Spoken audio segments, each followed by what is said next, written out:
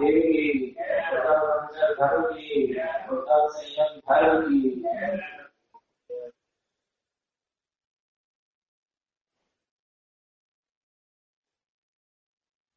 Shri पावनवा Ram Singh निकृत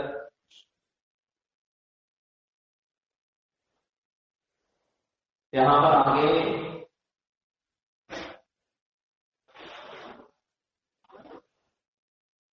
59 number की गाथा में कहते हैं, यदि हमने एक जिन देव को जान लिया तो अनंत देवों को जान लिया। यदि हमने एक जिन देव को जान लिया तो अनंत देवों को जान लिया। मोह मिथ्यात्व में मत चल, मोह मिथ्यात्व में मत चल। जो केवल दर्शन मोह से मोहित है वह दूर ही घूमा करता है, कभी जिन देव के पास नहीं जाता। जो दर्शन मोह से मोहित है अर्थात मिथ्या से ग्रसित है वह जिन देव के पास नहीं आता। यथार्थ में जिन देव अनंत है, किंतु उन जिन देवों में कोई भेद नहीं है। एकम जिनम स्वरूपम, एक जिन को स्वरूप, सोई 24 जिन को, सोई 72 जिन को, सोई 24 को, सोई अनंत 24, जो सोई श्री आदिनाथ देव जी को, सोई महावीर और वही सर्व। क्योंकि सर्वज्ञ वितरागी और हितोपदेशी जिन देव होते हैं, जो पूर्णतः वितरागी और सर्वज्ञ नहीं है वह जिन देव नहीं है। वस्तुतः जैसा एक जिन देव होता है वैसे ही अनंत जिन देव होते हैं, उनमें लक्षण भेद नहीं पाया जाता। इसलिए जिसने एक जिन देव को संपूर्ण रूप से जान लिया उसने सभी जिन देवों को जान लिया।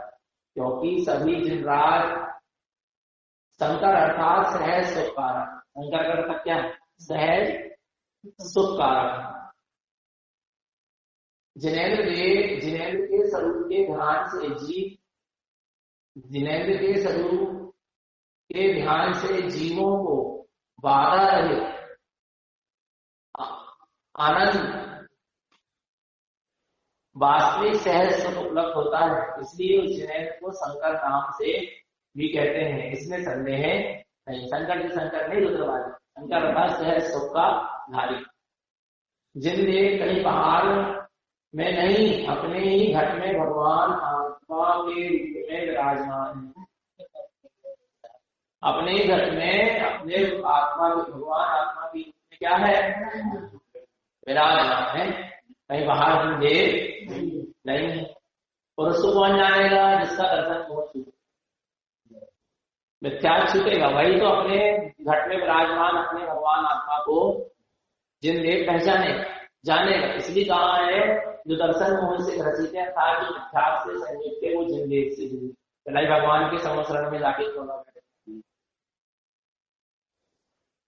साक्षात दूसरे क्षेत्र में श्रीमंदिर भगवान के समशरण में जाके या केवली के समशरण में जाकर साक्षात क्यों ना बैठ गया? खुद आ रहा है थोड़ी, वो जिन से क्या है? दूर है। क्योंकि जिन कहाँ है? अपने घर में जो अपना भगवान आत्मा है, दर्शन ज्ञान में चेतन स्वरूप है, वही जिन है। उसको देखो, उसका अनुभव कौन कर पाएगा? जिसका दर्शन मोहान छूट गया वही जिन देव के पास। इसलिए ऐसा कहा गया है। अर्थात जिसने निज आत्मा को देखा उसने जिन देव को देखा, जिसने निज को देखा उसी ने ही जिन को देखा, इसके अलावा किसी ने जिनको नहीं देखा।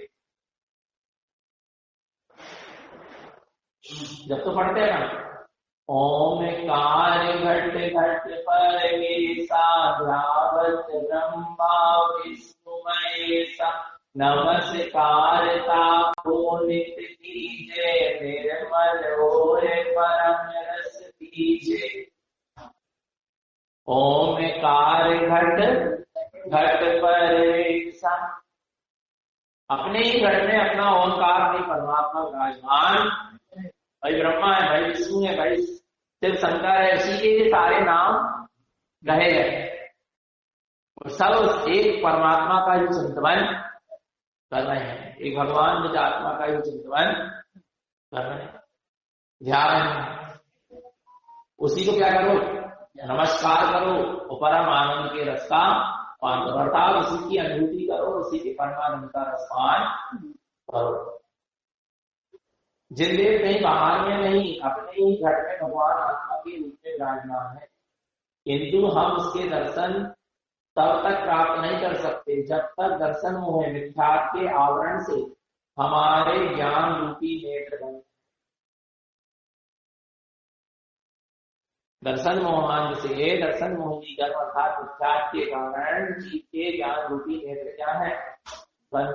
और जिनदेव के दर्शन ज्ञान रूपी नेत्र से जड़ चक्षु से, क्योंकि जड़ चक्षु से जड़ ही दिखेगा, चैतन्य नहीं दिखे। और हमारे जिनदेव कैसे? चेतन जड़ नहीं है, अचेतन नहीं है। अचेतन को देखने, जड़ चक्षु को देखने, जड़ को देखने के लिए जड़ चक्षु चाहिए, पर चैतन्य को देखने के लिए चैतन्य चक्षु, ज्ञान चक्षु से। तो हमारा जो जिनदेव में भगवान आत्मा है, वह ज्ञान नहीं चेतना है, तो उसको देखने के लिए ज्ञान रूपी नेत्र चाहिए। पर ज्ञान रूपी नेत्र कब खुलते हैं? जब दर्शन मोहिनी छूटता, अर्थात मिथ्यात्व छूटता। जहां मिथ्यात्व का त्याग होता है वहां ज्ञान रूपी नेत्र खुल जाते हैं और अपने भी भगवान आत्मा रूपी जिनदेव का दर्शन हो जाता है। आगे कहते हैं, हे प्रभु, निश्चय से मोह अंधकार से आवृत होने के कारण इन नेत्रों से इसके पूर्व कभी एक बार भी आपके दर्शन नहीं हुए। मोह अंधकार के कारण के आवृत होने के कारण, मोह रूपी अंधकार से आवृत होने के कारण मैंने कभी भी हे प्रभु आपके दर्शन नहीं किए। किसके दर्शन नहीं किए? निज आत्मा के दर्शन। प्रभु के समोसरण में विराजमान परम अवतारी शरीर को भी देख लिया तो वो प्रभु थोड़ी ना है, उसके भीतर बैठा हुआ दर्शन ज्ञान की जो चेतना है वो प्रभु।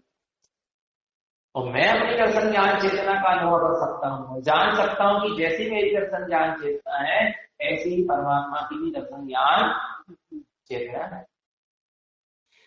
इसलिए कह रहे हैं मिथ्या दृष्टि को एक बार भी जिनदेव का दर्शन की है क्या? नहीं है। बोले कैसे नहीं हुआ? भगवान के समोसरण में जाके भगवान के दर्शन किए, पर वो जिनदेव के दर्शन नहीं किए। तू मानता रहा कि मैंने जिनेन्द्र भगवान के दर्शन, केवली की देह से, केवली के देह का बंधन जिनदेव का बंधन नहीं, केवली के शरीर का बंधन केवली का बंधन नहीं है, ग्राम का वर्णन राजा का वर्णन नहीं है। सीधी सीधी ये समय साल में आएगी कारण। इसलिए किसको देखो? निज को देखो, अपने अपने दर्शन ज्ञान चारित्रमयी स्वरूप को देखो। इसलिए तो कहा है इसमें समय साल कि यदि तू जिनेन्द्र भगवान के परम अवतारी शरीर को देखकर ये मान रहा है कि मैंने जिनेन्द्र का दर्शन कर लिया तो तू मूढ़ है। क्या है? मूढ़ है। क्योंकि अनंत तुष्यधारी जो चेतना है वो जिनदेव, और उसको तू कैसे देखेगा? दूसरे की आत्मा को तू कैसे देखेगा? नहीं देख सकता। तुझे अपने ही अनंत तुष्यधारी निज आत्मा को देखना होगा और ये जानना होगा कि जैसा मेरा अनंत तुष्यधारी निज आत्मा है ऐसे परमात्मा का भी अनंत तुष्यधारी निज आत्मा। जब तो गुरुदेव ने कहा अनंत ज्ञान तोरे सो, उनने ये नहीं कहा अनंत ज्ञान तोरे सो, पहले क्या कहा? अनंत ज्ञान मोरे, क्योंकि मैंने अपने अनंत ज्ञान का अनुभव किया तो जान लिया कि आपके भी अनंत ज्ञान। इसलिए भी कह रहे हैं, पहले क्या कह रहे हैं? अनंत ज्ञान मोरे सो। लोग परमात्मा से अपनी आत्मा की तुलना करते हैं। गुरु महाराज ने अपनी आत्मा का अनुभव प्रमाण करके अपनी आत्मा से परमात्मा की आत्मा का की तुलना की। नहीं आ रहा विचार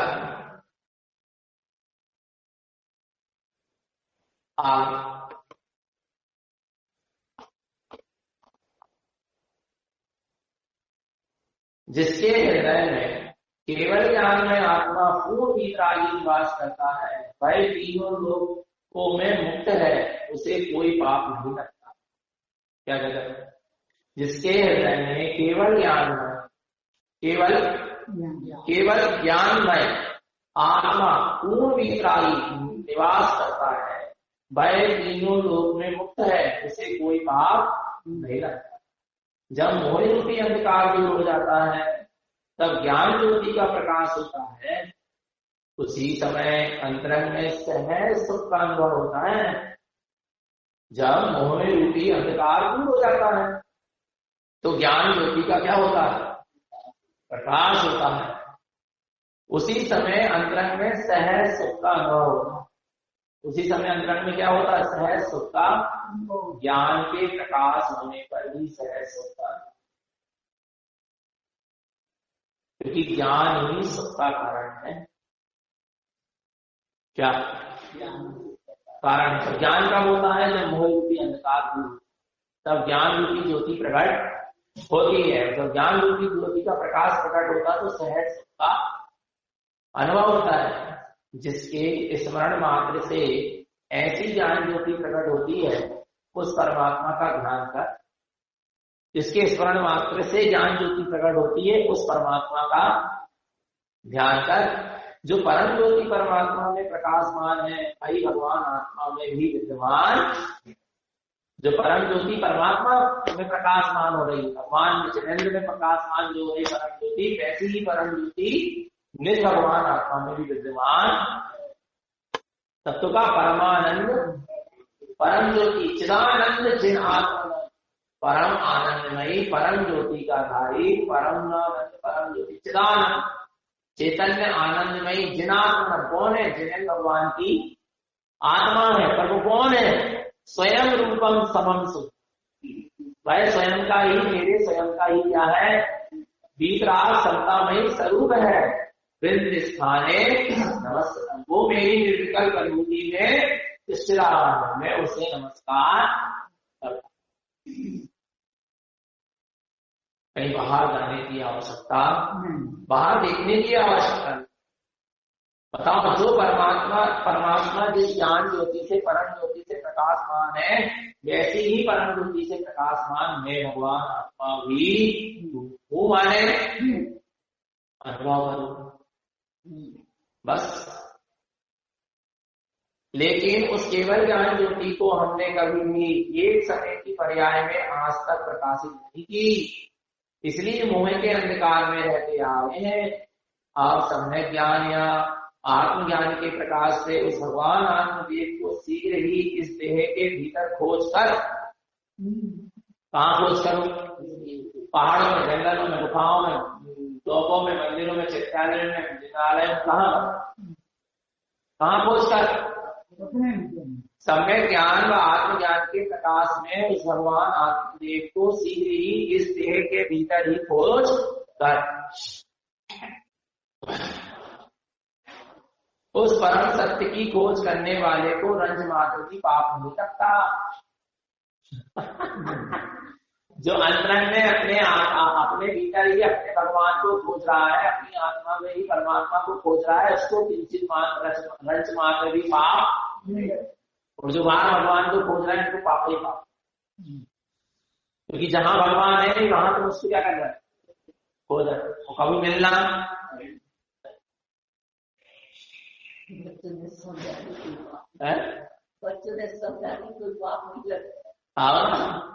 उस परम सत्य की खोज करने वाले को रंज मात्र की पाप नहीं करते। इसको जो अपने ही देह में अपनी भगवान आत्मा में परमात्मा को खोज, उस परम सत्य की खोज करने वाले को रंज मात्र भी पाप नहीं लगता। इतनी गजब की बात।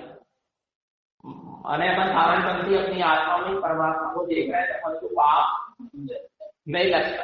बाकी सब बाहर खोज रहे हैं, लगेगा। जो वस्तु जहां है उसकी तो वहां खोज कर रहे पागलों में। कितनी मूर्ता, फिर पूरा पाप होगा। अब देखो ना कितना बड़ा पाप होगा, क्या सबसे बड़ा पाप।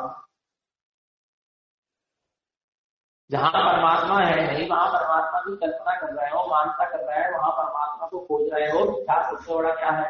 ये विपरीत मानता तो चल रही ना, और उसके पीछे पूरे पाप हो रहा है। पूरे सिद्धांत को बदल दी, नहीं बदल दी है?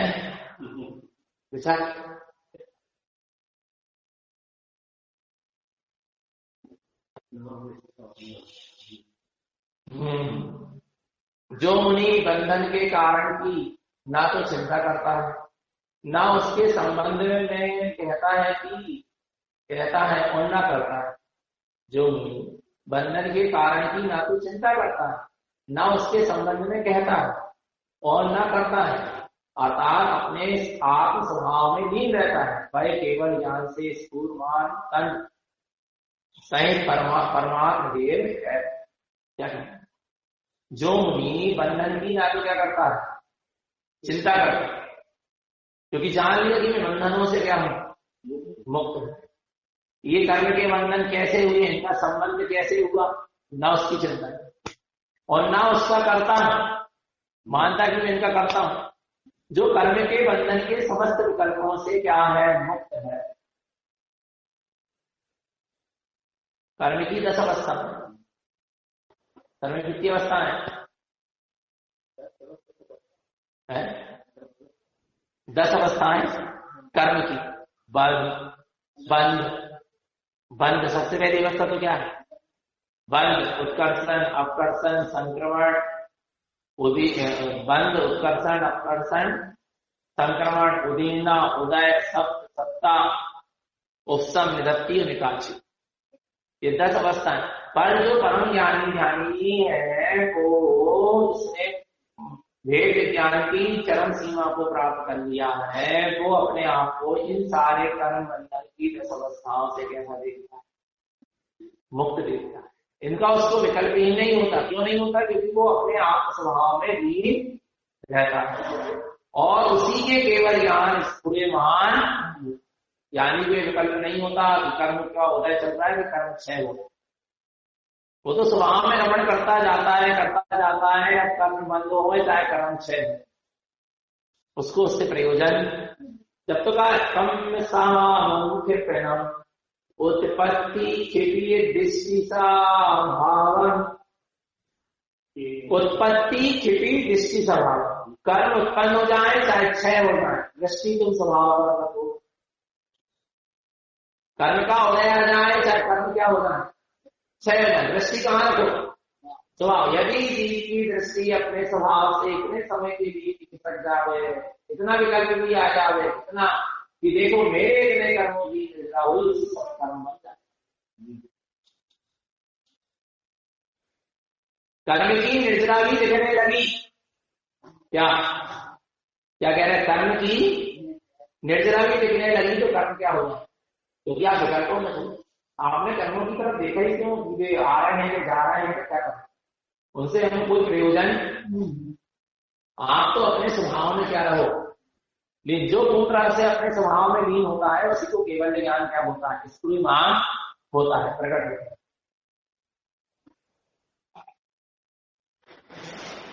आगे कहते हैं राग देश में चलने का नाम संसार है। संसार है तो उसमें रहना पड़ता है, संसार है तो उसमें रहना पड़ता है। राग देश है तो संसार है, संसार में रहना पड़ता है। संसार में रहना ही संसारिक बंधन है।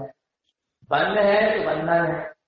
संसारी प्राणियों को पूर्व बांधे हुए कर्मों के उदय से अनुकूल सुख तथा दुख होता है। मेरे मन में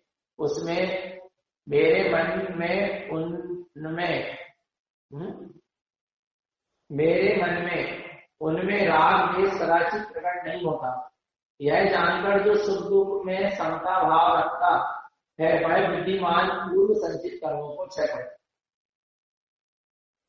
जो राग द्वेष को अपने चित्त में प्रकट होने नहीं देता और सुख दुख के समय प्रतिकूल अनुकूल परिस्थितियों में भी समता भाव को रखता है, वह बुद्धिमान जी पूर्व संचित कर्मों का कर देता है, क्षय करता है और नवीन कर्मों का संचय नहीं करता।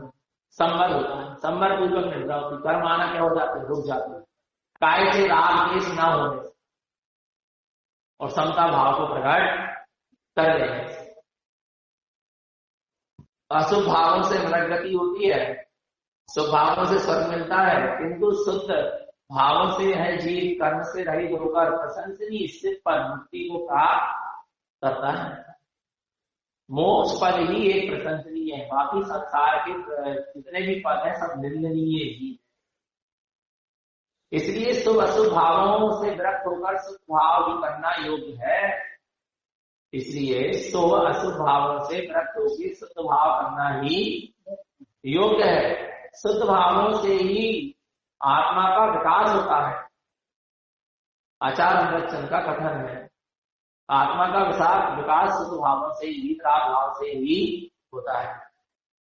आगे कहते हैं, आत्मज्ञान के स्वभाव में बरतना, सदा ही ज्ञान में परिणमन करना, आत्म स्वभाव में बरतना और सदा ज्ञान में ही परिणमन करना, क्योंकि वहां एक आत्म द्रव्य ही स्वभाव है।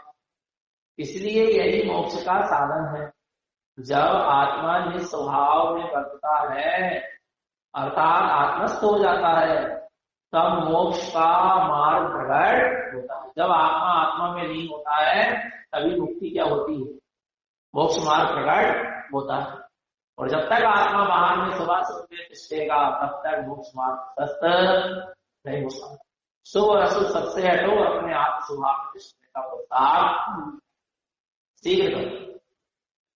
जो चित्त भीतर में मेला है उसके लिए बाहर में तप करने से क्या, जिसका चित्त भीतर में क्या है, मेला है, उसके लिए बाहर में तप करने से क्या, उस निरंजन शुद्ध परमात्मा की चित्त में स्थापना कर जिससे मलिनता से छुटकारा हो। पहले अपने चित्त में अपने निरंजन सिद्ध परमात्मा स्वरूप ही अपनी भगवान आत्मा है, अपनी चेतना है, उसकी जगह स्थापना कर जिससे मलिनता से छुटकारा हो। तू बाहर में तब कर और आत्मा का अनुभव नहीं, आत्मा का विलय नहीं, मैं भगवान आत्मा हूँ ये श्रद्धान नहीं है, मैं सिद्ध स्वरूप ही हूँ ये श्रद्धान नहीं है, अपनी चेतना का श्रद्धान नहीं, अपने ज्ञान में तुम अपने आप को परमात्मा स्वरूप नहीं अनुभव कर रहे, फिर बाहर में कितने तप करो उससे कुछ होने वाला नहीं, मलिनता दूर होने वाली नहीं। मिथ्या ज्ञानी घोर तप करके जिन कर्मों को बहुत जन्मों में क्षय करता है, मिथ्या ज्ञानी घोर तप करके जिन कर्मों को बहुत जन्मों में क्षय करता है, उन कर्मों को आत्मज्ञानी सम्यक दृष्टि मन वचन काय को रोक करके ध्यान के द्वारा एक मुहूर्त में ही क्षय कर देता है। कौन? आत्मज्ञानी सम्यक चतुकार कोटि जन्म तप तपे ज्ञान विन कर्म जरे ते ज्ञानी के छिन्न मान त्रिगुप्ति से सहज करे थे। करोड़ों जन्मों तक तप तपने से जितने कर्मों की निद्रा होती है, ज्ञानी क्षण मात्र में मन वचन काय की एकाग्रता करके आत्म अनुभव के द्वारा एक क्षण में ही इन कर्मों को क्षय कर देता। आत्मज्ञान की इतनी महिमा। आचार्य देव कहते हैं कि जो मोह के मेल को नाश कर इंद्रियों के विषयों से विरक्त होकर तथा मन को रोककर अपने स्वभाव में भली भांति स्थित होता है वही आत्मज्ञानी। कौन है आत्मज्ञानी? आत्मज्ञानी कौन है? जो मोह के मेल को नाश कर, मोह के मेल को क्या कर दिया? नाश करके सबसे पहले मोह पर प्रहार करो, वज्र प्रहार करो। इस पर मोह पर, फिर इंद्रियों के विषयों से विरक्त होकर, फिर 5 इंद्रियों के विषयों से क्या होना है? विरक्त होना, सुहाना नहीं चाहिए 5 इंद्रियों के विषय।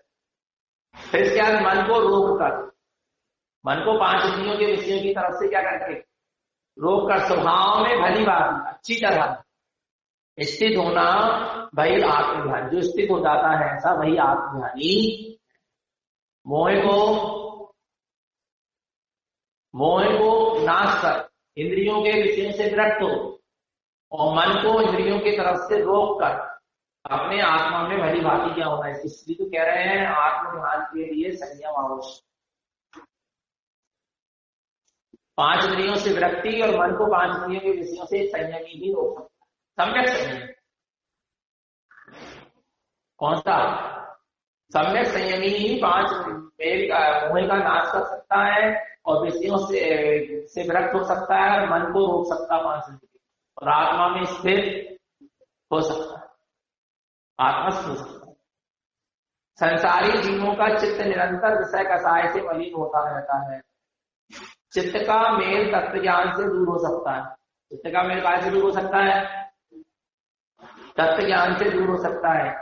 यदि शीशी भीतर से मेली हो तो बाहर में उसे कितनी बार जो ना धोइए वह उज्जवल नहीं हो सकती। इसी प्रकार बाहरी तप वर्षों तक कीजिए, लेकिन तत्व ज्ञान के बिना अंतरंग की उज्ज्वलता प्रकट। तत्व ज्ञान तो आवश्यक है, इसलिए तो कहा। देखो पहले ज्ञान की महिमा बताई। क्या बताई ज्ञान की महिमा? ज्ञान समान नाम जगत में सुख को कारण, परमामृत जन्म जरामृत रोग निवारण। ये ज्ञान के समान जगत में सुख का कारण और कोई दूसरी वस्तु नहीं। यह परम अमृत है। ये जन्म जरा बुढ़ापा आदि तो समस्त संसारी कर्म के उदय से जन्म मरण आदि हो रहा है, सारे रोग को नाश करने वाला परम अमृत कौन? सम्यक ज्ञान, आत्म ज्ञान, तत्व ज्ञान। फिर क्या? कोटि जन्म तप तपे ज्ञान बिन कर्म जरे थे, ज्ञानी के चिन्ह मानसी त्रिगुप्त से सहज करे थे। करोड़ों जन्म तपने के बाद भी जितने कर्मों की निद्रा नहीं होती, यानी क्षणमात्र में आत्मूर्ति के प्रताप से प्रयोग की संभाल पूर्वक कर्मों की निद्रा क्षणमात्र। मुनि व्रत धार अनंत वार की वक्रूप जायो, निज आत्म ज्ञान बिना सुख देश न पाए। मुनि व्रत को जीव ने कई बार क्या किया? अनंत बार धारण किया, पर आत्मज्ञान को प्राप्त नहीं किया, तो लेश मात्र सुख को प्राप्त नहीं। चारित्र से भी सुख नहीं है जब तक आत्मज्ञान ना हो, तत्व ज्ञान ना हो। अब क्या करें? आगे की लाइन पढ़ो, बहुत सुंदर लाइन। मुनि व्रत धार अनंत वार की वक्त उपजायो, आत्म ज्ञान बिना सुख लेश न पायो। ज्ञान ही सुख का कारण है, ज्ञान से ही कर्मों की निद्रा होती है। मुनि व्रत धारण करने के बाद जब तक आत्मज्ञान नहीं होगा तब तक परम सुख की उपलब्धि नहीं होगी। अब हम करें तो क्या करें? पढ़ो आगे। ताते, ताते माने इसलिए, ताते जिनवर कथित तत्व अभ्यास करीजे, संशय विभ्रम मोह त्याग आपो लगे। इसलिए क्या करिए?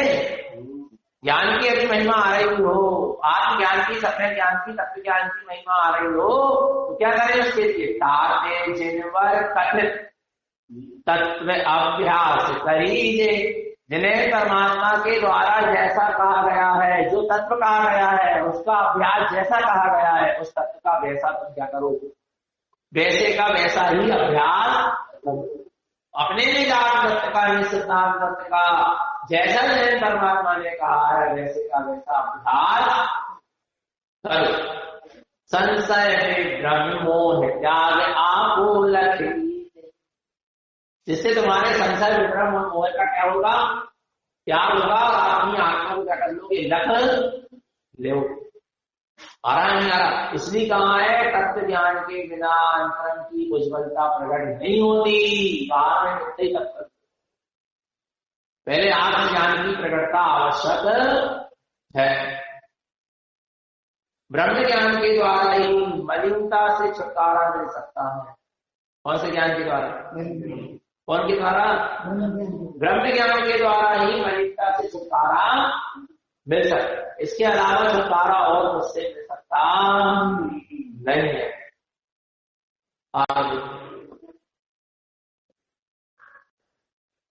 ये सब आचार्यों ने स्पष्ट आत्मा की महिमा बताई है, फिर जिन लोगों ने बीच में देख क्या ऐसे ही होगा ना पंचम का। कितनी स्पष्ट तब आचार्यों ने पूरे जितने भी भावनी वितरागी आचार्य हैं, मुझे आज में सबने एक ही बात, पर लोग उनकी बात को समझ नहीं पा रहे और इसलिए मिथ्यात्व में बहुत बड़ा घोर अवर्णवाद है अपने हाथ से। क्या जिसने विषय का, और कोई बात करो अपन ज्यादा तो कहते हैं तो व्यवहार में, व्यवहार में सब कहा, ऐसा नहीं। बस जिसने विषय कसायों में जाते हुए अपने मन को शुद्ध उपयोग में स्थिर कर लिया, वही स्थिरता मोक्ष का कारण है। जिसने विषय कसायों में जाते हुए अपने मन को शुद्ध उपयोग में स्थिर कर लिया, विषय कसायों में जाते हुए मन को रोककर और कहाँ स्थिर कर लिया, उसको शुद्ध उपयोग में स्थिर कर लिया, वही स्थिरता मोक्ष का कारण है। ये हे मूल, अन्य किसी तंत्र या मंत्र आदि से मोक्ष नहीं मिलता। कोई तंत्र मंत्र से मोक्ष नहीं मिलता। मोक्ष तो मिलता है आत्म स्थिरता से। जो मन संसार शरीर विषय मोह की ओर जा रहा था, उसको वहां से रोककर अपने शुद्ध उपयोग में स्थित कर लो। बस यही सबसे बड़ा मंत्र है व्यक्ति को प्राप्त। विषय कसाय में लगने वाले अपने मन को जिस पुरुष ने निरंजन परमात्मा में लगा दिया, विषय कसाय में लगने वाले मन को जिस पुरुष ने निरंजन परमात्मा में लगा लिया, स्थिर कर लिया, वही मोक्ष का कारण है। अन्य मंत्र तंत्र आदि कोई भी मोक्ष का कारण नहीं। अपन मंत्र जब भी कर रहे हैं तो अपना मन विषय कसाय से राग आदि से छूटकर अपने शुद्ध उपयोग में लीन होना चाहिए, तब वो मंत्र मोक्ष में का, और नहीं तो कुछ नहीं।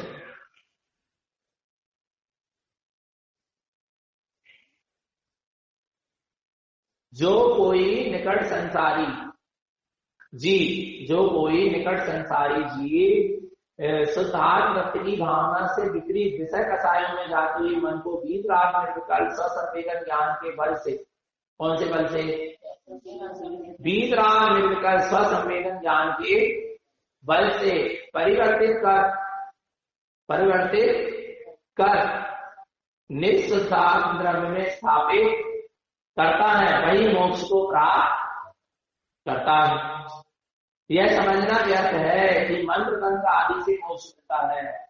कोई पुरुष मंत्र आदि में कितने ही चतुर हो, क्या कह रहे हैं, कोई पुरुष मंत्र आदि में कितना ही क्या हो, चतुर हो, चतुर क्यों ना हो, लेकिन उससे मोक्ष प्राप्त नहीं कर सकता। मोक्ष तो दूर रहा, बिना आत्मज्ञान ध्यान के कोई भी मोक्ष मार्ग ही नहीं हो सकता।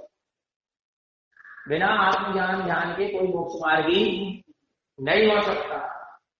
आगम और परमागम में सर्वत्र सम्यक दर्शन, सम्यक ज्ञान और सम्यक चारित्र, तीनों की एकता को मोक्ष मार्ग कहा है। निःशुद्ध आत्मा की प्रतीति श्रद्धान हुए बिना किसी को सम्यक दर्शन, निज आत्मा की प्रतीति हुए बिना, किसी को अनुभव हुए बिना किसी को सम्यक दर्शन नहीं होता। सम्यक दर्शन का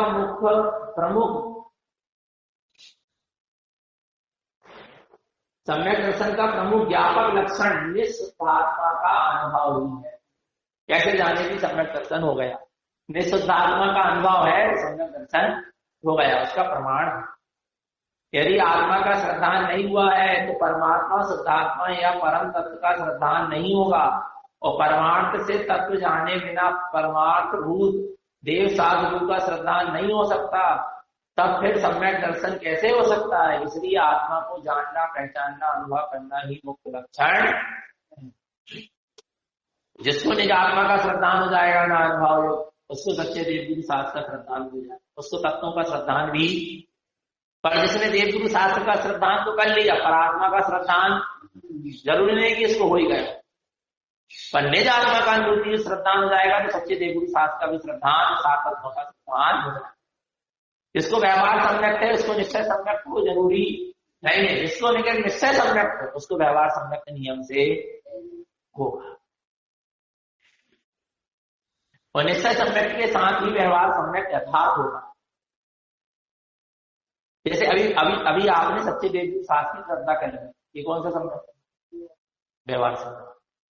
पर यहां से पर आत्मा का अनुभूति में श्रद्धा नहीं थी, और यहां से मर के अगले जन्म में गए और फिर देवगुरु धर्म को मान लेगा। लेकिन यहां से आत्मा की अनुभूति निश्चय श्रद्धान को के साथ फिर सच्चे देवगुरु शास्त्र का व्यवहार सम्यक प्रकट हो, तो फिर अगले जन्म में मिथ्या देवगुरु धर्म की आराधना नहीं, क्योंकि निश्चय सम्यक के साथ व्यवहार सम्यक पक्का हो जाए। फिर वो छूटने वाला नहीं। कहने का मतलब ये है। तो हमको निज आत्मा का अनुभूति श्रद्धान करना ही है। सच्चे देव गुरु सात और सात तत्वों का श्रद्धान तो हो गया, लेकिन निज आत्मा का भी अनुभूति श्रद्धान करना ही होगा। और परमार्थ को जाने बिना इन सबका ज्ञान और श्रद्धान नहीं। पहले हमको सत्यता को जानना पड़ेगा, कौन देव है, कौन गुरु है, कौन शास्त्र है, तत्वों का स्वरूप क्या है, आत्मा का स्वरूप क्या है। आगे, हे जी, यदि तुम खाते पीते हुए शाश्वत मोक्ष पाना चाहते हो तो यह तुम्हारी भूल है। तो महाराज ऋषभ देव ने संपूर्ण इंद्रियों का सुख क्यों त्यागा? तो महाराज ऋषभ देव ने संपूर्ण इंद्रियों का सुख क्यों त्यागा? खाते पीते मोक्ष चाहते हो तो मोक्ष मिलने वाला नहीं। तुम सोच रहे 5 नदी के विषय भोगों में लगे रहे, खाते पीते रहे और सारे विषय भोग भोगते रहे, मोक्ष क्या हो जाए? मिल जाए तो ऐसा होने वाला नहीं है। कभी ऋषभ देव को तो कोई कमी नहीं थी ग्रस्त जीवन, सब खावे पीवे रहवे ओढ़वे सोनवे सोवे, सब पूरे विषय भोग थे उनको, 5 इंद्रियों, ठीक है नहीं थे? तो फिर उन्होंने इन 5 इंद्रियों के विषयों को क्यों त्यागा, सुख को क्यों त्यागा? वास्तव में सुख इंद्रियों में नहीं, अपने अतीन्द्रिय निर्विकल्प स्वभाव में। सुख इंद्रियों में नहीं, सुख कहाँ है? अपने अतीन्द्रिय निर्विकल्प स्वभाव में ही क्या है? सुख है। संसार में रहने वाले सामाजिक प्राणी, स्त्री पुत्र ही नहीं, पशु पक्षी कीट पतंगे भी अपनी भूख प्यास शांत कर भौतिक सुखों की वांछा करते। भोजन पान नींद विश्राम तरह तरह के भय और उनका संरक्षण एवं इंद्रियों के विषय भोगों में रात दिन लिप्त रहते हैं। जैविक पूर्ण समय जा रहा व्यक्ति जी, सुबह रात में सो गए, सुबह उठे चरण लगे, सुबह से उठ के ही व्यक्ति चरण लगाता। बताओ ना, सुबह से उठते से ही चरवे को कार्यक्रम शुरू। चाय चाहिए, दूध चाहिए, काफी चाहिए, पानी पी लो, पल्ला कर लो, नाश्ता करो, अल्पाहार है, विचार योजना बनने लगी। सुबह से उठते थे आज चौका में क्या बना लें, आज का बन है। सुबह से उठते ही चरवे की है क्या नहीं? कहीं तो रात ही है, बहुत पाप को बनना। रात ही में भोजन कर तो नहीं रहा, करा तो नहीं रही, पर चर्चा होने लगी और सुधार के रख ले। उन्होंने का पालक तोड़ के रख लो, उनका मेथी तोड़ के रख लो, उन्होंने का वो सेमी सुधार के रख लो, बरबटी सुधार के रख लो, मटर छील के रात ही आरंभ परिग्रह आरंभ शुरू भोजन बन। अच्छा, दिन रात जीव का इसमें क्या कर रहा जा रहा है?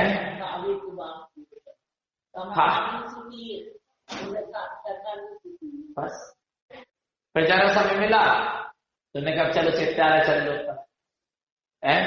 परंपरा निभाओ। पर चित्तालय भी गए हैं तो हमारे आदो निकल लेके आटा सन के चले जा रहे हैं, जब तक फूल जाएगा आगे रोटी जल्दी जल्दी से ले नहीं आया, समझ विचार करो, नहीं आना चाहिए। विकल्प लेके ही हमारे धर्म के आए के भी गए तो संसार के विकल्प लेके ही जा रहे, नहीं जा रहे हैं। विचार करो, हमारे समय देख रहे हैं,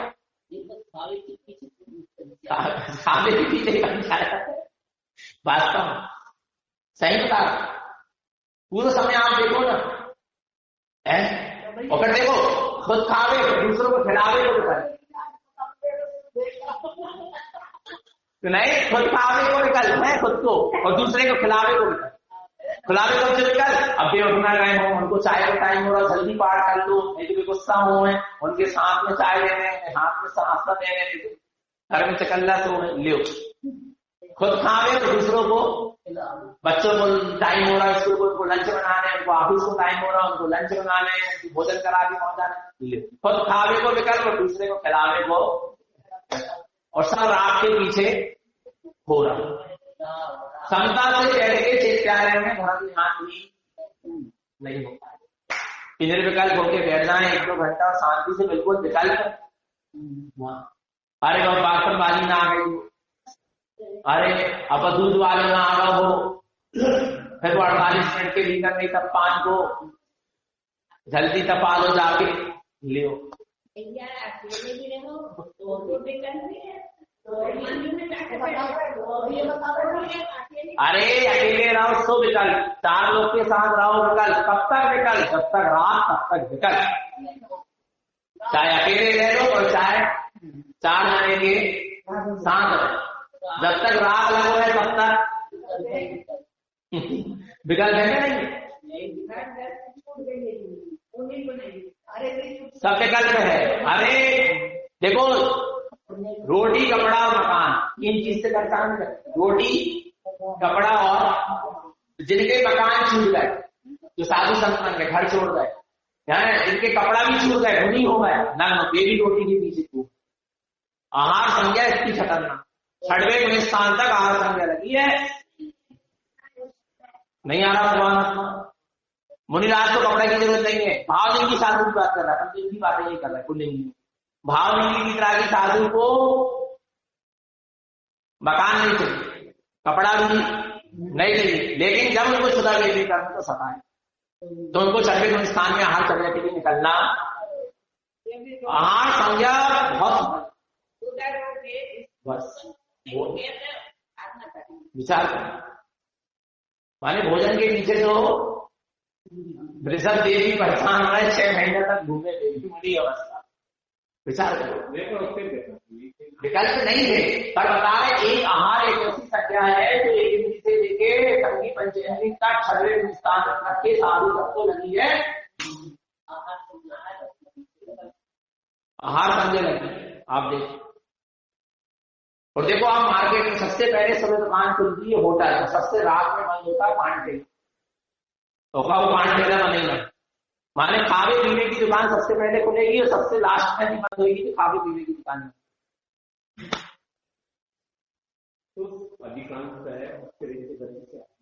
बस। पंचम काल में दुकान की त्रियन गति से, जिसको खावे खावे खावे की लगी रहती ना बार बार बार बार, तो सब त्रियन गति से। और जो बार बार खा रहे हैं वो चाहे जैसे भी खा लेगा, चाहे जिसने भी मुंह मार ले रहा है, वे सब चीटा चीटी बने। आपने चीटी को लेगा, चीटी सब में लग जाए, खून पड़ा हो तो उसमें लग जाएगी, मांस पड़ा हो तो उसमें लग जाएगी, कोई जीव जंतु मारा पड़ा हो उसमें लग जाएगी, हड्डी पड़ी हो उसमें लग जाएगी, मीठा पड़ा हो उसमें लग जाएगी, खारा पड़ा हो उसमें लग जाएगी, खट्टा पड़ा हो उसमें लग जाएगी, चीटी सब में लग जाएगी। चीटी कोई चीज बनता है जो बिना भक्ष वक्ष का निर्णय किए, बिना कहां भी अपना मुंह मारना डाला, वो चीटी बन जाए। वृक्ष के पत्तों में चीटी लग जाए, आप देखो नहीं आ रहा, मिट्टी में चीटी लग जाएगी, मिट्टी में तो मिट्टी पड़ी होगी, मिट्टी को खोदती रहेगी, वो चीटी ढेर बना लेगी। नहीं आ रहा, जिसे जो चाहे जैसा भी खा रहा है ना, रात देख रहा, ना दिन देख रहा, न भक्ष देख रहा, ना अभक्ष देख रहा, ना जमीकरण देख रहा, ना शाकाहार देख रहा, ना मांसाहार देख रहा, कुछ नहीं देख, नहीं आ रहा भगवान आत्मा। वो सब ये सब चीटा चीटी बनने की तैयारी में है, विचार कर लेना। इसलिए बहुत विवेक की क्या है आवश्यकता है भगवान आत्मा, खाते पीते कोई मोक्ष मिलने वाला है। संसार में रहने वाले सामाजिक प्राणी स्त्री पुरुष ही नहीं, पशु पक्षी कीट पतंगे भी अपनी भूख प्यास शांत कर भौतिक सुखों की कांक्षा करते हैं। भोजन पान नींद विश्राम, खा लो पी लो, सो जाओ हो जाओ, कमा लो, काम खत्म। और थोड़ा समय मिले तो मोबाइल चला लो, टीवी देख, थोड़ा और समय मिलो छुट्टी को देने दो, पति पत्नी बच्चों के साथ घूमन फिरन चलेगा, बस मनोरंजन हो जाए, स्टेटस बन जाए, रील बन जाए, डल जाए मोबाइल में, सब हम देख रहे हैं हमारी हरकतें, हमारे लक्षण, हम कितने उत्कृष्ट हैं, कितने वीआईपी हैं, हमारी कहाँ जाना, हमारी अगली पर्याय में कौन सी गति होना है, ये आपको मोबाइल के स्टेटस और रील से बता देंगे। नहीं आ रहा भगवान, विचार कर यही होगा। भोजन पान नींद विश्राम तरह तरह के भय और उसका संरक्षण एवं इंद्रियों के विषय भोग में रात दिन लिप्त रहते हैं। बौद्धिक प्राणी भी ऐसा मानते हैं कि यदि भौतिक समृद्धि ना हो तो फिर जीवन क्या। ज्यादा ज्ञान बढ़वा ना जिन्हें लौकिक ज्ञान, बौद्धिक प्राणी भी यही मान रहे हैं कि भौतिक समृद्धि ना हो तो जीवन क्या। खाए पिए नहीं, घूमे फिरे नहीं, ये सब करे तो क्या रखा जीवन। एक दिन तो मरना ही है, इसके बाद किसने देखा स्वर्ग मोक्ष नरक। विचार करो, यही सब जीव की बड़ी क्या है, विडंबना है, दुर्दशा। मनुष्य की संपूर्ण जीवन तथा इंद्रियों की तथा मानसिक पुष्टि से भरपूर है। मनुष्य की संपूर्ण जीवन तथा इंद्रियों की तथा मानसिक पुष्टि से भरपूर है। इसलिए परमात्मा और धर्म को मानने वाले भी भौतिकता की धूल नहीं झड़ा पा रहे। इसलिए परमात्मा और धर्म को मानने वाले भी भौतिकता की धूल को नहीं झड़ा। इतने लिप्त हो गए कि परमात्मा और धर्म के स्वरूप को, धर्म को मान तो रहा है पर भौतिकता से दूर नहीं है, भौतिकता की धूल नहीं झड़ा पा। इतना जीव उसमें क्या हो गया, लिप्त हो गया। जान रहा है सब झूठा, फिर भी उसी में लिप्त हो रहा है।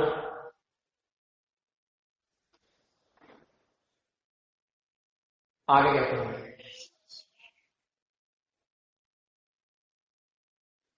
इसी प्रकार आत्मश्रद्धान से विमुख ग्रस्त विषय भोगों एवं व्यसनों में लीन होकर सुख प्राप्त करना चाहते हैं तो वास्तविक परम सुख इंद्रियों के विषयों के सेवन से प्राप्त नहीं हो सकता। 5 इंद्रियों के विषय सेवन से सुख प्राप्त नहीं हो सकता। स्वच्छंदता का जीवन त्यागने योग्य ही है। स्वच्छंदता का जीवन वे ही बिताना चाहते हैं जिनके लौकिक सुख की उत्कृष्ट अभिलाषा है। स्वच्छंदता में जीवन वे बिताना चाहते हैं जिनको लौकिक सुख की उत्कृष्ट अभिलाषा है। जिनको भौतिक सुख की उत्कृष्ट अभिलाषा होती है ना, लौकिक सुख की, संसारिक सुख की, वो स्वच्छंदी हो जाते। उनको तो अपने सुख की क्या करना है, पूर्ति करना है, और चाहे उन्हें स्वतंत्र होना पड़े, मर्यादाओं को छोड़ना पड़े तो मर्यादाओं को भी। आपको पता है परसों गुरु पूर्णिमा क्यों मनाते हैं गुरु पूर्णिमा?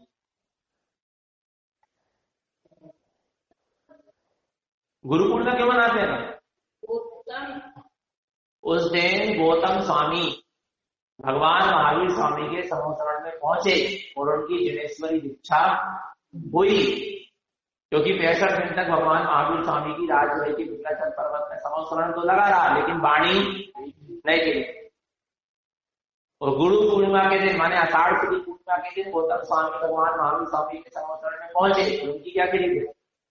फिर श्रावण मदी एकम, गुरु पूर्णिमा के दूसरे दिन श्रावण मदी एकम से उनकी वाणी गिरना प्रारंभ हुई। तो हमको गुरु मिले गुरु पूर्णिमा, जो भगवान की वाणी को हम तक पहुंचाने वाले।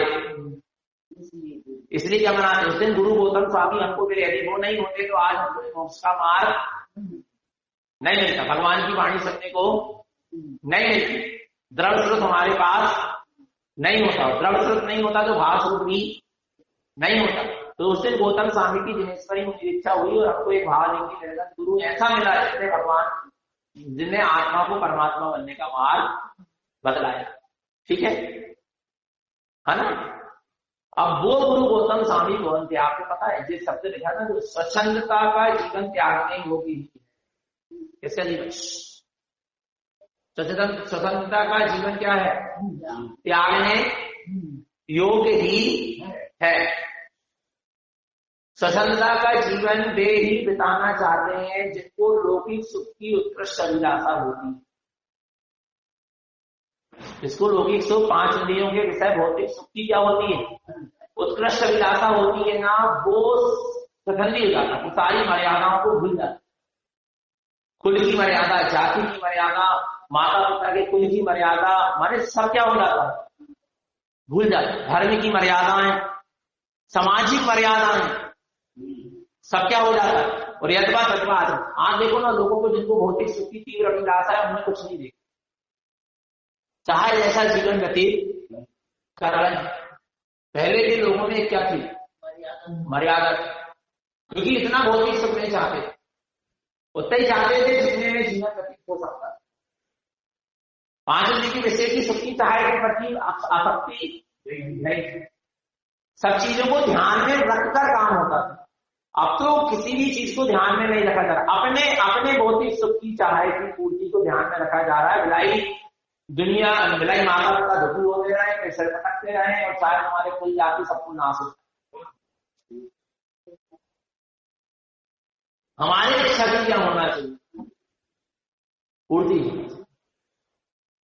विचार करना होगा, यही हो रहा गौतम। आज के समय एक जॉब कर रहा है, हाँ, लड़की कहती है कि मुझे बस छोटा बनेगा। हाँ, सब क्योंकि स्वतंत्रता नहीं, स्वतंत्रता से जीना है ना, इसलिए बच्चे भी चाह रहे कि भरा पूरा परिवार ना हो, क्योंकि स्वतंत्रता से नहीं रह पाएगी। तो सास का बंधन रहेगा, ससुर का बंधन रहेगा, जेठ का रानी का बंधन रहेगा, मर्यादा में रहना पड़ेगा। और अकेली रहेगी कि स्वतंत्र वृत्ति करेगी, चाहे जैसे कपड़े पहनेगी, चाहे जैसे घूमेगी फिरेगी, नाचेगी कूदेगी, लग सकती नहीं आ रहा। पूरी मर्यादा है, क्योंकि लौकिक सुख की उत्कृष्ट अभिलाषा वाले जीव को, ऐसी विषय व आसक्ति वाले जीव सारी मर्यादाओं को लाभ के स्वतंत्रता का जीवन जीना प्रारंभ। और क्या मिलेगा? त्रियंश गति। क्या मिलेगी? आज जो अपने सील संयम और मर्यादाओं को लेके नहीं चल रहा है, उसको त्रियंश गति नहीं आ रहा।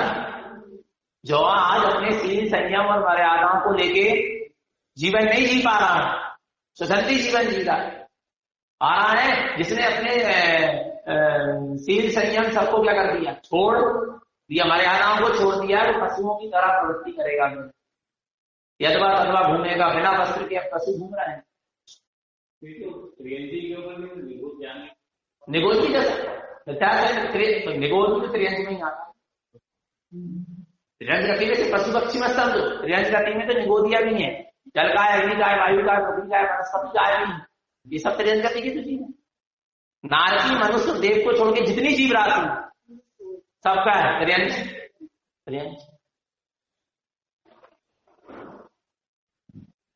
जाएगा और बड़ी विपरीत स्थिति, बहुत विपरीत स्थिति। नहीं आज देखो बच्चियां हैं, स्त्रियां अपने हमारे सील संयम मर्यादा ही नहीं करती, अंग तक को ढक के नहीं रख सकते हैं। तुम्हें जाति को तो मर्यादा को कहां ढक के रखें? रास्ते घूम लो उघाड़े, फिर त्रियंश गति में नंगे होकर घूमना पड़ेगा, फिर सब देखेंगे तुम्हारे अंग और का। आज तुम दिखाना चाह रहे हैं, क्या सोच रहे हैं? सारे लोग तो सब तरफ से अभी सब, और ऐसा होना ही है ना, क्योंकि ऐसे ही होना, तुमको वैसे निमित्त भी मिल रहे, सीधी सी बात। तो ये बता रहे थे कि गौतम शांति का जीव को पूर्व भाव में क्या था पता है आपको? 10 भाव पहले समझ लो आप, बहुत भाव पहले। गौतम शांति का जीव राजा की क्या थी? रानी थी। राजा की कौन थी? रानी थी। राजा की रानी थी, उसकी 2 दासियां थी, और राजमहल में एक दिन नृत्य करने के लिए क्या हुई? आई, और नर्तिका अच्छे से क्या कर रही थी? नाच रही थी, और बढ़िया पैसे लेके, और क्या हो गई? चली गई। रानी को लगा मैं बंधन में पड़ी हूं, ये नर्तिका कितनी अच्छी स्वतंत्र है, नहीं यार, जहां जिसको जाना है, जहां आना है, वहां आ रही है, जा रही है, यहाँ तो राजा की आज्ञा के बिना कुछ नहीं किया जाता। इसका जीवन तो बड़ा सुखमय है। वो राजा की रानी ने रात में योजना रची कि अपन को ऐसे राजा और राजमहल के बंधन में उसको बंधना लगा। विषयों की सुख की अभिलाषा, उत्कृष्ट अभिलाषा स्वतंत्रता का ही कारण है।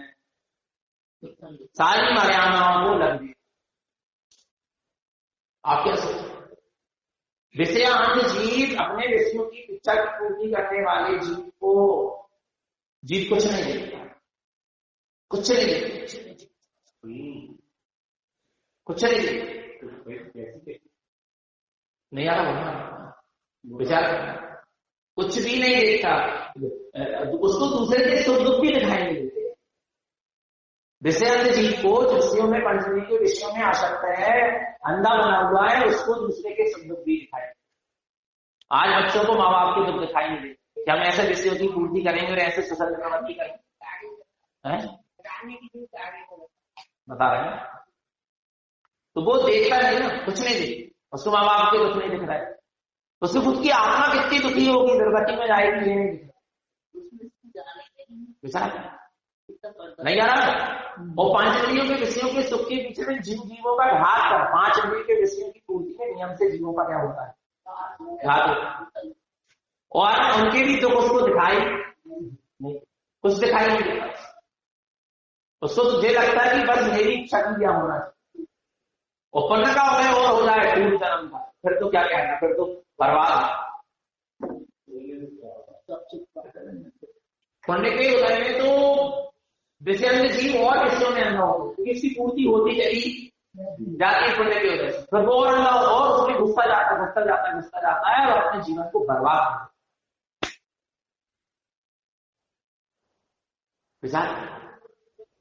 वो रानी के जीव ने योजना बनाई और रात अपनी दासियों से कही, या सखी जो भी रही हो, उनसे कही कि देखो इस नर्तकिका का जीवन कितना स्वतंत्र है, अपन तो यहाँ बाहर खेल के बंधन में, राजा की आज्ञा के बंधन में, जबकि क्या कमी थी उसकी।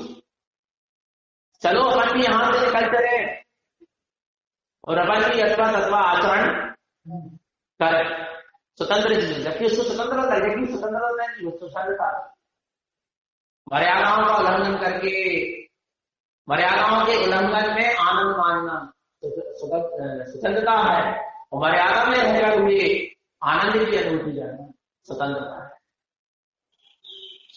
नहीं, मर्यादाओं को छोड़ के फिर आनंद मानना क्या है, स्वतंत्रता। और मर्यादा में रह के कोड़ना, दुखी होना भी बंधन है, स्वतंत्रता नहीं है। लेकिन मर्यादा में रहते हुए आनंदमय जीवन लेना, प्रसन्नता से जीवन लेना क्या है, स्वतंत्रता। मर्यादा आवश्यक। रातों रात देव कौन, रानी और दोनों दासियां क्या हो गया, सखी जो भी रही, वे निकल गई और उन्होंने धर्म वस्त्र धारण करके कहां कहां क्या करने लगी, नृत्य करने लगी। और एक दिन तो वे एक मुनिराज के रूप को देख के मुनिराज में मोहित हो,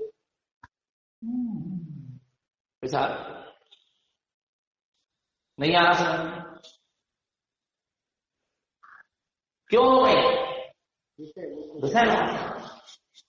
और एक दिन तो ऐसा हुआ कि एक मुनिराज क्या कर रहे थे, आहार चर्या के लिए निकल रहे थे, पर इनको देख के वो क्या हो गए, वापस हो गए। क्यों हो गए वापस, क्योंकि ऐसी स्त्री, चरित्र स्त्री आदि के दर्शन हो जाए तो मुनिराज वापस हो जाते हैं। उनको पता चला कि हमारे कारण वापस हो, तो उनसे कहा, वो जब रात्रि उनसे बदला लेने के लिए रात्रि में जहां मुनिराज ध्यान में बैठे वहां पर जाकर वो सरल किया, उनकी उनसे काम चेष्टा आदि की इच्छा व्यक्त करी, और खून आखिरी मुनिराज ने शीत संयम और ब्रह्मचर्य को छोड़ा, वे अपने आत्म ध्यान में क्या रहे, लीन रहे, तटस्थ रहे। वो पता है फिर मरने के बाद वो रानी का तीनों जीव, कुत्ती का जीव, मुर्गी का जीव, बिल्ली का जीव, गधी का जीव, ऐसे कई पर्यायों में परिभ्रमण किया। तब जाके किसी पर्याय में फिर इनको मुनिराज का क्या मिला, तीनों जीव को सानिध्य मिला। दरिद्री कन्या थी, भूखमरी थी, दीन दुखी थी, और जैसे जैसे तो मुनिराज का क्या मिल जाएगी, सानिध्य प्राप्त। कई भाव बात, फिर उनके उपदेश को उनके ही क्या हुए, सुलटे, इनको सम्यक की इनकी मैंने इनको जागरण हुआ, इनकी अंतरात्मा का देश है आ रहा है। फिर उन्होंने व्रत आदि को धारण किया, और फिर वही जीव आगे चल के गौतम स्वामी का जीव करना। विचार करो, आज अपन जिनको गुरु गौतम स्वामी कह रहा है उनकी जीव है, रानी का जीव गौतम स्वामी था, और गौतम स्वामी के दो भाई थे ना इंद्रमूति गौतम के, अग्निमूति और वायुमूति, वे दोनों सखी के जीव। कई भाव तक साथ ही रहे, आप क्या सोचो, कई भाव तक साथ चलता रहता, विचार बड़ी विडंबना है। तो स्वतंत्र प्रवृत्ति हो गई, कितना गलत का सूत्र लगा। जिसके लौकिक भौतिक सुख की उत्कृष्ट अभिलाषा होती है वह सुसंग प्रवृत्ति कर लेता है, सब भूल जाता है। इसलिए कहते हैं, बताए हैं, बचपन से ही सदाचार और संयम के बंधन से बांध दो बच्चों को।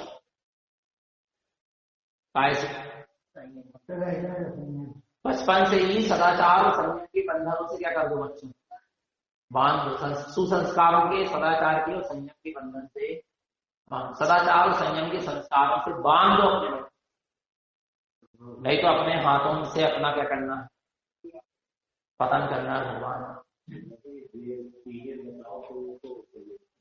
आप समझा रहे ना, जब बड़े हो गए 20, 25, 30, 30, 40 साल, बचपन में कई चीजें बता देती है, कई स्कूल जा रहा है उसको प्रोत्साहन नहीं मिल रही है, पाठशाला जाने की जिताओ के मन को अपने माँ बाप का बड़ा उपकार है। यदि व्यवहार दृष्टि से देखे कि उनने अपन को सदाचार और संयम के बंधन में बांध दिया। पिता की को माता की शिक्षा, पिता को डर क्या, माता की शिक्षा और पिता का डर ने संस्कारों से बांधते। आज पिता का डर नहीं होता और माता की शिक्षा नहीं होती तो हम भी भ्रष्ट होते घूमते दिखाई देते। नहीं आई समझ क्या, क्या बोले, माता की शिक्षा, सही बात, व्यवहार दृष्टि से बता, बिल्कुल विद्यार्थी दृष्टि से बता, वो बताना अपना था, वो बात अलग है। लेकिन माता की क्या थी, बचपन से शिक्षा रही, स्वाध्याय करो, जाप पाठ करो, मंदिर जाओ, बैठ के आधा घंटा घर में स्वाध्याय करवाती थी, शाम को स्तुति विधि पढ़ो, फिर पाठशाला जाओ, धर्म का पहले पढ़ो, कोई त्यागी कीर्ति आए तो प्रवचन सुनने जाओ, नहीं आ रही, कोई शिविर लग रहा है, कक्षाएं लग रही, जाओ धार्मिक कक्षाएं पहले अटेंड करो। माताओं की क्या शिक्षा और पिता का डर, पिताजी ने शिक्षा नहीं चाहिए, जोड़े नहीं तो डरे नहीं, साइलेंट बिल्कुल, हाँ बिल्कुल नहीं, विचार करना। तो आज क्या रहेगा, हरा नहीं रहा।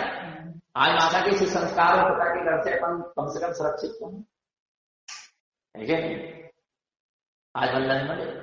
तो फिर अपन जिनवाणी के बंधन में बन, संयम के बंधन में बन गए, सम्यक संयम के बंधन में, सत्य के बंधन में बन गए। अब तो अपन सुरक्षित हो गए, ठीक है नहीं, बता रहे पूर्व संस्कार थे, पर एक बात बता रहे वास्तव, हाँ वो तो सब लिमिट से लिमिट वास्तव में इंद्रिय जन सुख अंत में दुख व संतापदायक ही है। वास्तव में इंद्रिय जन सुख अंत में दुख व संतापदायक ही, वास्तव में इंद्रिय जन सुख अंत में, अभी वर्तमान में तो अच्छे लगते हैं, भोगते समय तो अच्छा लगता है, पर जब उदय आएगा तब पता चलेगा, वो दुख और संतापदायक ही होते हैं। खास खिलाते समय अच्छा लगता है, और बाद में वो दुख और संतापदायक ही। ऐसे 5 इंद्रिय के विषय से भोगते समय तो तत्काल में अच्छे प्रतीत होते हैं, वो भी तेरे साता वेदनी कर्म के उदय से अच्छे प्रतीत, और नहीं तो 5 इंद्रिय के विषय को भोगे और साता वेदनी कर्म का उदय ना हो तो वे भी अच्छे नहीं लगते। जिसको बुखार चढ़ाओ उसको हलवा पूरी खिलाओ सुहाई नहीं, रसगुल्ले खिलाओ उसको सुहाई नहीं, चिड़चिड़ी चीजें कड़वे लगे, क्योंकि उसको अभी साता वेदनी कर्म का उदय नहीं चल रहा। तो इंद्रिय सुख तो मिल रहे हैं और फिर भी अच्छे नहीं। 5 इंद्रिय के विषय सुख मिलने के बाद भी साता वेदनी कर्म का उदय होगा तब भी अच्छे लगेंगे, और जिसको इंद्रिय सुख मिल रहे हैं पूर्व कर्म के उदय से, और वर्तमान में भी जिसका साता वेदनी कर्म का उदय चल रहा हो तो उसको तो और वो 5 इंद्रिय के विषय के सुख में और क्या हो जाता है, हंसता चला जाता है, आराम नहीं आ रहा भगवान अपना। इसी से कह रहे राजा ऋषभ देव को क्या करनी थी प्रथम पिता, फिर भी उन्होंने सारे विषय को क्या त्याग किया, क्योंकि इंद्रिय सुख में परम सुख की कल्पना मूर्खता है।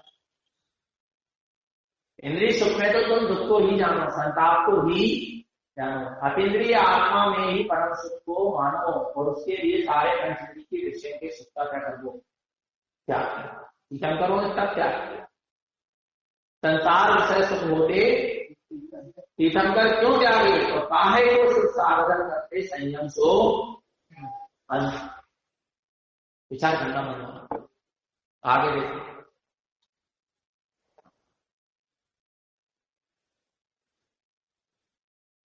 हे मूल यह देह रूपी महिला तुझे तब तक संस्थापित करती है जब तक मन निरंजन भगवान आत्मा के साथ समरस नहीं होता। महिला भी संस्थापित करने वाली होती है। इसलिए शरीर को महिला का कह दिया कि उपमा दे दी। हे मूल यह देह रूपी महिला, शरीर रूपी महिला तब तक संस्थापित करती है तब तक जब तक मन निरंजन भगवान आत्मा के साथ समरस नहीं। तेरा मन अपने भगवान आत्मा के साथ समरस हो जाए, एक हो जाए, परम आनंद में समा जाए तो फिर कोई बात ही नहीं।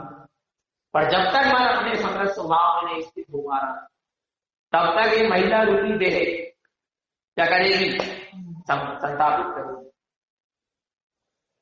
इस शरीर के साथ रहते हुए मूल आत्मा ने शरीर को स्थिर मानकर जो पाप कर्म किए हैं उससे दुखों की परंपरा इसने उठाई। शरीर के साथ रहते रहते क्या मान लिया कि शरीर शाश्वत है, स्थिर, और ऐसी मान उससे पाप कर्म का बंध किया है, शरीर को स्थिर मान के उसी के पीछे तो सारे क्या हो रहे हैं, पाप हो रहे हैं, और उससे जो दुखों की उसने जीव ने दुखों की परंपरा क्या करी, उठाई। यदि यह इस शरीर में ममता हटा ले, यदि यह इस शरीर से ममता हटा ले तो ऐसी कोई सी संपत्ति है, ऐसी कौन सी संपत्ति है जो इसको प्राप्त ना हो सके। क्या इंद्र की, क्या चक्रवर्ती की, क्या नारायण की, सब हो सकती है। यहाँ कह रहे हैं जब यह प्राणी कृष्णा होते हुए भोगों को असमर्थता के कारण भोग नहीं सकता है तो इसको बड़ा दुख हो। और शक्ति तो है, भोगने की इच्छा तो है, पर शरीर में शक्ति तो बड़ा क्या होगा, दुखी होता है। शरीर में शक्ति है भोगने की, पर पढ़ने का होता नहीं, तो भोग सामग्री मिल नहीं रही तो दुखी होता नहीं आ रहा, बड़ी दिक्कत होता। यदि प्रश्नों से पूछा जाए कि जन्म भर आपने इंद्रियों के भोग भोगे, इनसे अब तो तृप्ति हो गई होगी, तब यही उत्तर मिलेगा कि कुछ दिन और भोग कर देख लिया जाए, बूढ़े तक। माने 80 साल के ब्रह्मचर्य का नियम नहीं है, आसक्ति और बढ़ती है। विचार कितनी विचित्रता, और बस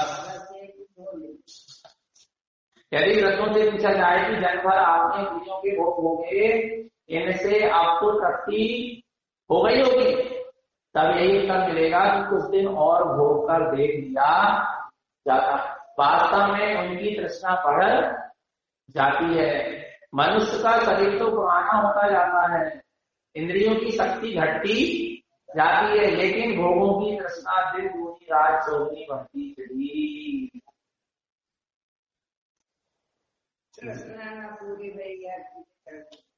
बस इसलिए विषय भोगों की अभिलाषा भी दुखदायक ही है। पूर्ति हो जाए तो दुखदायक है, पूर्ति नहीं हो रही तो वो तो दुखदायक ही है। जिनकी चाह संताप कारक है, वे यदि हमारे जीवन में होंगे तो क्या क्या अनर्थ उत्पन्न नहीं करेंगे। जिनकी चाह संताप कारक है, माने आपको पंचेंद्रिय कृष्ण की चाह है, संताप वो की चाह लगी है, और उसके लिए आप क्या हो रहा है, आपको संताप हो रहा, दुख हो रहा, आकुलता हो रही। यदि में मिल जाएंगे तो और कितनी आकुलता नहीं बढ़े, नहीं यार। आपको लग रहा है, जीव को लग रहा है कि मिलने के बाद क्या हो जाएगी, आकुलता समाप्त है, पर आकुलता और क्या हो जाएगी, बढ़ रहे हैं। जैसे पुत्र नहीं हो रहा किसी को तो उसको एक पुत्र हो जाता है, उस पुत्र के लिए क्या हो रहा है, व्याकुल हो रहा, संतापित हो रहा, आकुलित हो रहा, और कदाचित पुत्र क्या हो जाएगा, मिल जाएगा, आकुलता समाप्त हो जाएगी, फिर वो पुत्र की आकुलता लग जाए।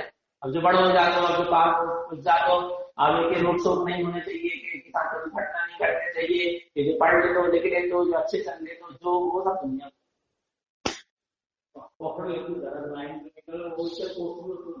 और गलत लाइन में चला गया तो और कितनी जगह का सूत्र है, जिसकी चाहे संताप कारक, चाहे ही जिसकी संताप कारक, यदि उसका संयोग मिल जाए तो फिर क्या क्या अनर्थ उत्पन्न नहीं होगा। नहीं आ रहा भगवान विचार, जिसकी चाहे संताप, जिनकी चाहे संताप कारक है, यदि हमारे जीवन में होंगे तो क्या क्या अनर्थ उत्पन्न नहीं करेंगे। अतः विवेकवान विषय भोगों को दूर से ही छोड़ देते हैं, उनके पास भी नहीं जाना चाहिए। अतः विवेकवान विषय भोगों को दूर से ही छोड़ देता है, उसके पास भी नहीं जाना चाहता है। दूर से ही विषय भोगों को क्या कर दो, छोड़ दो, उनके पास जाने की कोशिश मत करो। पर पता है जीव को कब समझना, जब हंस जाना है तब फिर समझ में आती है।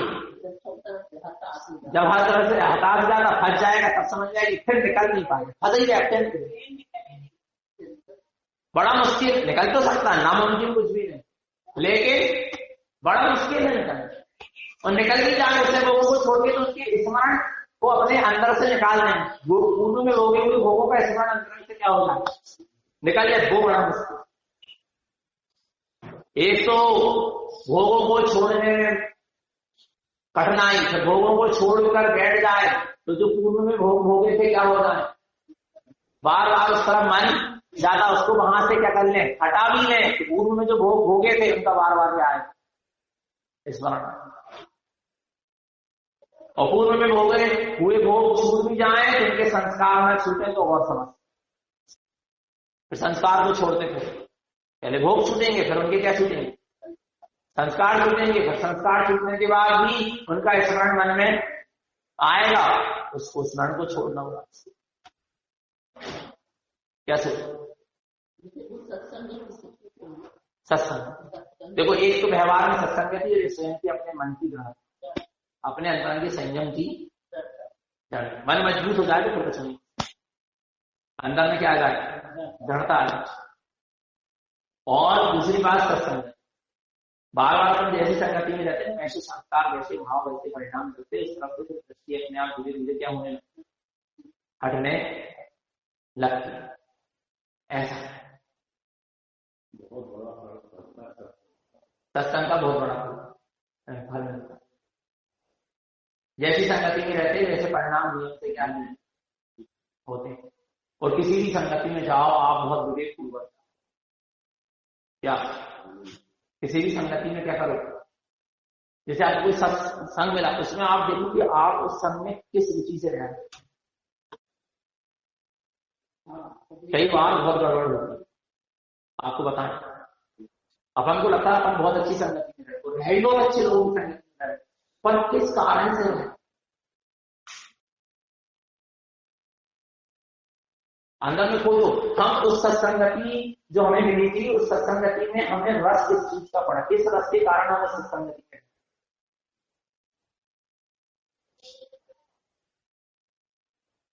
नहीं आ रही, समझ में आ रही है, नहीं आ रही।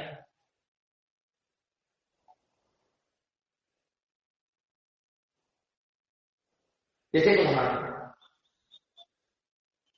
मां का पुत्र मुनि हो गया, क्या हो गया, मुनि हो गया, पिता का पुत्र क्या हो गया, मुनि हो गया, और माता पिता भी उसी पुत्र की संग में क्या हो गया, जाके व्रती हो गया। बहुत अच्छे से वो सत्संगति करना है, उदाहरण बहुत अच्छे से क्या कर रहा है, सत्संगति बहुत अच्छा लगना, बहुत अच्छा हो, सब कुछ अच्छा चल रहा है, लेकिन वो कौन से रस से रहा, कौन से रस से ले रहा है? वहां रस काय का पड़ा, बेटे ही तो पड़ा। बेटे का ही पड़ा है। मैं बेटे के संग में तो हूँ कम से कम, रह त्यागी वृत्ति बन के। वहां रस किसका ले रहे हैं? राग ममत्व का। समझ में नहीं, हमको लग रहा है कि धर्म ज्ञान हो रहा, हमारे बच्चे पढ़ रहे हैं, बहुत अच्छा मार्ग। नहीं, उदाहरण है। आप संगति में रह रहे हैं, आपको किस चीज का रस पड़ा है, मैंने ये देखो, अपन मूर्छित हो जाते हैं। ये तो हम अनुभव से प्रमाणित करके बता रहे हैं। जी क्या हो रहा है? मूर्छित हो जाते हैं। आप किसी त्यागी वृत्ति की संगति में रह रहे हैं, संग में रह रहे हैं ज्ञानी जी लोग, पर आपको उस संगति में रहने से बहुत मान है। आपकी गुरु जी बढ़ाई कर रहे हैं, आ रहा है आपको गुरु जी बहुत चाह रहे हैं, प्रीति कर आ रहा है, इसलिए आप उनकी सत्संगति में बैठे।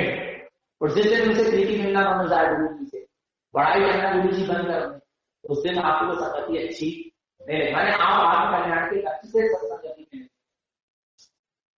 आप मान की पूर्ति के रास्ते, पर आपको पता ही नहीं चलेगा कि इस कारण से जिस दिन वो रस मिलना बंद होगा ना, उस दिन समझ के आएगा कि मैं वहां पर उस संयोगों में किस रस से जी रहा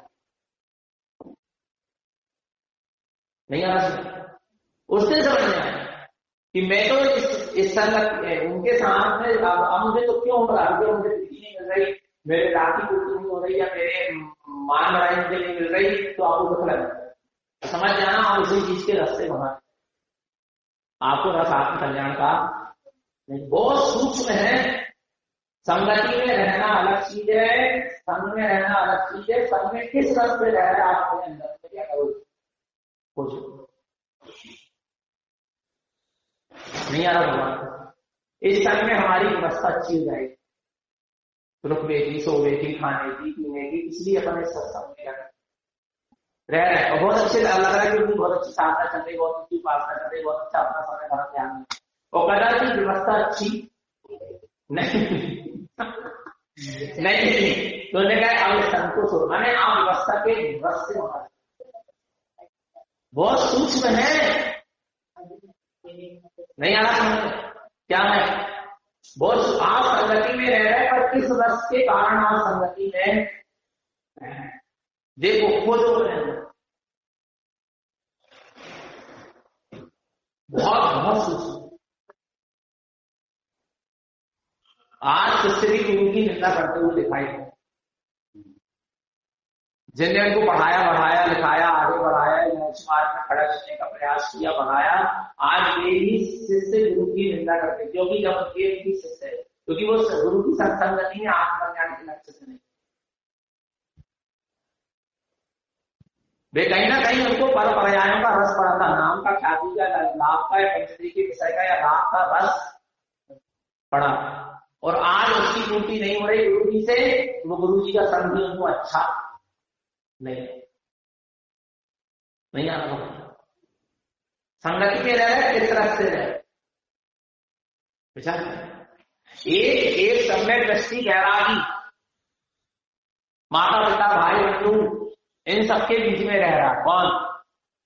सम्यक दृष्टि गहराई इन सबके बीच में रह रहा है। संयोगों के, संसारियों के, रागियों के, असंयमियों के, सबके बीच में रह रहा है, लेकिन इससे वो क्या है, उसको उसका रस नहीं है। और एक